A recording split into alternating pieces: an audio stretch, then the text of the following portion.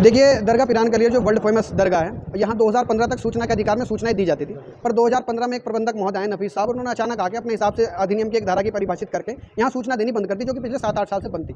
और उसकी वजह से दरगाह में भ्रष्टाचार होने की संभावनाएं भी प्रबल थी, जिसके संबंध में हम लोगों को जब पता चला तो हमने एक सूचना वर्ष 2022 में जो वार्षिक ठेके दरगाह में दरगाह प्रबंधन नीलाम समिति, जिसके अध्यक्ष जॉइंट मजिस्ट्रेट रुड़कियां कराती है, उसके संबंध में एक सूचना मांगी वक्फ बोर्ड से, जिसका उन्होंने रटाया वही जवाब दिया कि दरगाह जो है इसके सूचना के अधिकार के अंतर्गत आच्छादित नहीं है, इसलिए हम आपको सूचना नहीं दे सकते। और उसके खिलाफ हमने प्रथम अपील अधिकारी जो विभागीय अपील अधिकारी मुख्य कार्यपालक अधिकारी, तो उनके यहाँ अपील की, उन्होंने भी उस अपील को निरस्त कर दिया। उसके बाद उन्होंने माननीय सूचना आयोग में अपील की। माननीय सूचना आयोग ने अपनी क्या कारण हुआ जो उन्होंने सूचना देने से मना किया और इसको बाहर निकाला? देखिए, दरगाह पिरान कलियर के भ्रष्टाचार गाय बगाए सामने आते रहते हैं, जिसके संबंध में आप लोग भी कई बार खबरें लगाते हैं।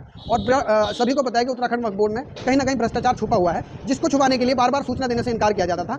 और इसी कारण हम लोग इसी भ्रष्टाचार या जो भी चीज़ छुपाई जा रही है, उसी इनका इंटेंशन क्या, उसी को बाहर लाने के लिए हम लोग जो है माननीय सूचना आयोग के समक्ष अपील, हमने द्वितीय अपील प्रस्तुत की थी, जिसमें द्वितीय अपील में उन्होंने स्वीकार करके मुख्य कार्यपालक अधिकारी को आदेश किए थे कि आप दरगाह प्रबंधक से समस्त सूचनाएं लेकर और अपीलार्थी को उपलब्ध कराएं। लेकिन दरगाह प्रबंधक ने उसने सूचनाएं नहीं दी, जिसके बाद कड़ी नाराजगी व्यक्त की माननीय आयोग ने और दरगाह प्रबंधक को तलब कर लिया।